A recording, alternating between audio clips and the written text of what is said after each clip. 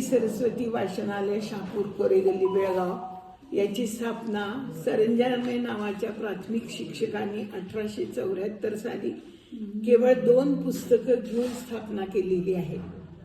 त्यानंतर हळूहळू याची वृद्धी होत गेली। जिथे जागा मिळेल तिथे त्यांनी वाचनालय सुरू ठेवलं। 1934 साली इथं दुष्काळ पडला होता, तेव्हा चिंतामणराव पटवर्धनांनी लोकाश्रयाच्या लोकांच्याकडून देणगी गोळा करून सुमारे 34,000 रुपये देणगी गोळा केली आणि ही जागा चिंतामणराव पटवर्धनांनी सरस्वती वाचनालयासाठी देणगी दिली। या जागेवरती दुष्काळ निधी म्हणून झालेली जी वर्गणी होती ती वर्गणी दुष्काळ निधीची गरज पूर्तता झाल्यानंतर उरलेल्या पैशातून वाचनालयासाठी अशी बिल्डिंग बांधण्यात आलेली आहे। सर्वत्र सर्वकडून खिडक्या द्वार सर्वत्र प्रकाश येणं हा त्याचा उद्देश आहे आणि अतिशय शांत आणि मजबूत अशी ही बिल्डिंग 1934 साली बांधलेली आहे। 1874 साली स्थापना करताना शहापूरमधले सगळे लोक याच्यात सहभागी होते। या लायब्ररीत कन्नड, मराठी, हिंदी, उर्दू, इंग्रजी अशा 5ही भाषांची समृद्ध अशी पुस्तकं आहेत। जवळजवळ 60,000च्या वरती पुस्तकं आमच्याकडे अवेलेबल आहेत। एक वैशिष्ट्य म्हणजे धार्मिक पुस्तकांचा इथं अतिशय दुर्मिळ खजाना आहे। आणि त्याचबरोबर आणखीन एक महत्वाची बातमी तुम्हाला सांगायची म्हणजे सातारा अर्कशाळेची जी पहिली पुस्तकं बाहेर पडली म्हणजे त्याची किंमत 3 पैसे, 2 पैसे, 5 पैसे अशी पुस्तकं त्यांच्या अर्कशाळेत नाहीत, पण आमच्या लायब्ररीत ती पुस्तकं अवेलेबल आहेत। म्हणजे त्यावेळची जी पुस्तकांची संपदा आहे ती लायब्ररीनं जपून ठेवलेली आहे। आतापर्यंत बरेच बेळगावला पुणे, मुंबई, बेंगलोर इकडून सर्व लोक अभ्यासासाठी येतात, त्यांना आम्ही सर्वतोपरी मदत करतो। विशेषतः बाहेरचा भाग जो आहे हा मुलांना अभ्यासासाठी दिवसभर आम्ही अवेलेबल करून देतो। रात्री 9 पर्यंत मुलं इथं अभ्यासाला असतात। मुलं मुली सर्वच मुलं अभ्यासाला बसतात। अगदी इंजिनियर, CA, मेडिकलची मुलं पण अभ्यासाला असतात। पहिली दुसरीची मुलं पण अभ्यासाला असतात। आणि आमच्या लायब्ररीत कन्नड, मराठी हा भेदभाव पुस्तकात ठेवलेला नाही। ज्यांना जे पाहिजे ते त्यांनी पुस्तकं येऊन वाचू शकतात। घरी न्यायचं झालं तर मात्र आमची बंधनं आहेत, डिपॉझिट ठेवावं लागतंय, त्याच्याशिवाय आम्ही कुणालाही पुस्तक देत नाही, नाहीतर मेंबरशिप घ्यावी लागते। आणि दुसरं महत्वाचं म्हणजे दरवर्षी आम्ही बसवेश्वर व्याख्यानमाला, सावरकर व्याख्यानमाला, यशवंतराव चव्हाण व्याख्यानमाला अशा 3 मोठ्या व्याख्यानमाला आयोजित करतो। यामध्ये आतापर्यंत नामवंत कलाकार व्याख्याते इथे येऊन गेलेले आहेत। अशी अतिशय मोठी अशी लोक येऊन गेलेले आहेत। 2024-25 हे वर्ष आमच्या सरस्वती वाचनालयाचं शतकोत्तर सुवर्ण महोत्सवी वर्ष म्हणून होतं। यामध्ये आम्ही सुमारे 32 कार्यक्रम केलेले आहेत। खूप सुंदर कार्यक्रम केलेले आहेत। उत्तमातले उत्तम वक्ते मुंबई दूरदर्शनच्या कलाकारांना बोलवलं होतं, ज्ञानेश्वर मुळे नाही बोलवलं होतं, असे नामवंत योगेश सोमण, नंतर शरद पोंक्षे, आमच्याकडे उत्तम चक्रवर्ती सुलीबेले पण आमच्याकडे इथे येऊन व्याख्यान देऊन गेलेले आहेत। बसवेश्वर व्याख्यानमाला मराठीतूनच करतो की बसवेश्वरांचं अद्वितीय कार्य जे आहे ते मराठी लोकांनाही पूर्णपणे समजून यावं।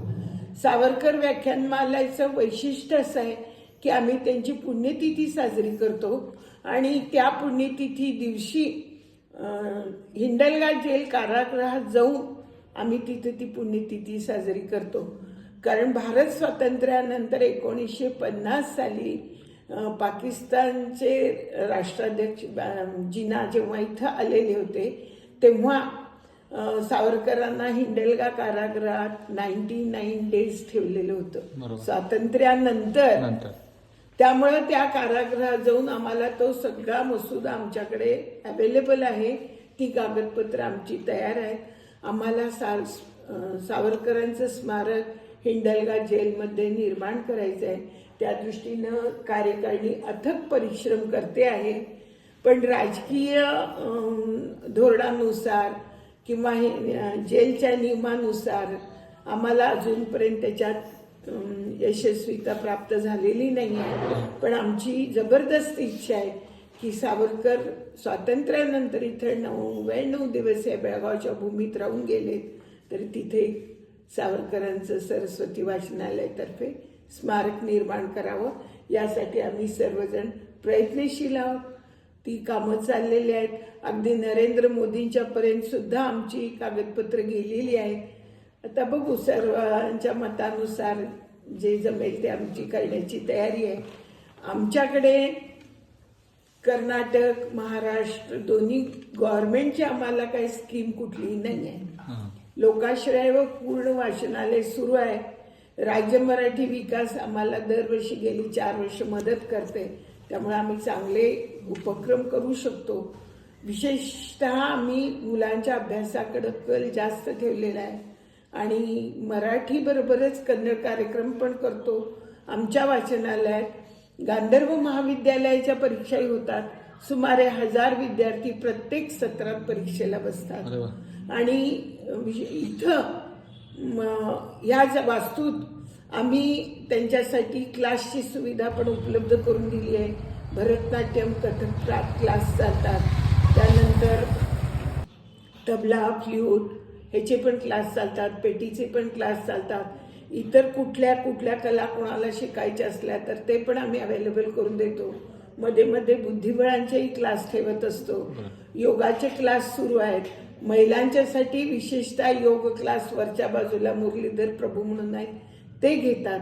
म्हणजे आमच्याकडून जितकी शक्य आहे तेवढी आम्ही सर्व लोकांना मदत करून वाचनप्रेमी लोकांना जास्तीत जास्त संग्रह वाढवून आम्ही कर्नाटकात हे वाचनालय उत्तम म्हणून आम्ही गौरव आम्हाला प्राप्त झालेला आहे. कर्नाटक सरकारनं आमचा गौरव केलेला आहे आणि शतकोत्तर सुवर्ण महोत्सवात उत्तम लोक आल्या कारणानं आम्हाला पण एक प्रकारचं समाधान झालेलं आहे की इतका मोठा समारंभ आम्ही उत्तम प्रकारे वर्षभर आम्ही कार्यक्रम साजरे करून एक वाचनालयाची अप्रतिम अशी मूर्ती तयार केलेली आहे म्हणून चालेल.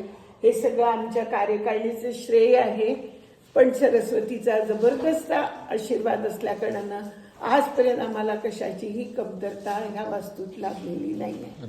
आमच्या हातनं जितकं होईल तेवढं आम्ही सगळेजण मिळून हे वाचनालय असंच आपल्या कर्नाटकाचं, महाराष्ट्राचं, भारताचं भूषण आहे, हे भूषण जपून नेऊन घ्यायची आमची जबाबदारी. आमच्याकडे फक्त ह्या 2 महिला कामाला आहेत आणि एक माळी आहे आणि एक सर्वंट आहे.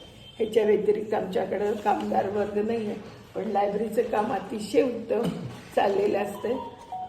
त्यामुळं कार्यकारिणीची म्हणजे चेअरमन म्हणा, सेक्रेटरी म्हणा, मी सांगितले 45 वर्ष कार्यरत आहेत. चेअरमन आमच्याबरोबरच, आम्ही दोघंही एकदमच कामाला आलेलो आहेत आणि आम्ही सेवाव्रत म्हणून करतो. जिथं काही आम्ही कुणालाही विद्यार्थ्यांना कसल्याही प्रकारची वाचक लोकांना कुठले पेपर पाहिजे ते आणून देतो. आम्हाला कर्नाटक सरकारकडून पेपर मिळतात, त्यामुळे ते आम्ही कार्यरत उत्तम प्रकारे वाचनालय व्हावं अशी आमची खूप जबरदस्त इच्छा आहे. 150 वर्ष तरी सरस्वती मातेने कार्य चांगलं करून घेतलंय, पुढं पण चांगलं व्हावं नक्की अशी सरस्वती चरणी. आणि तुम्ही पण आम्हाला आज इथे येऊन हा एकदमच उत्स्फूर्तपणे तुम्ही पण आमच्याकडे आलात आणि माहिती विचारली त्याबद्दल तुम्हालाही धन्यवाद देते आणि इथं थांबते. धन्यवाद. खूप खूप शुभेच्छा.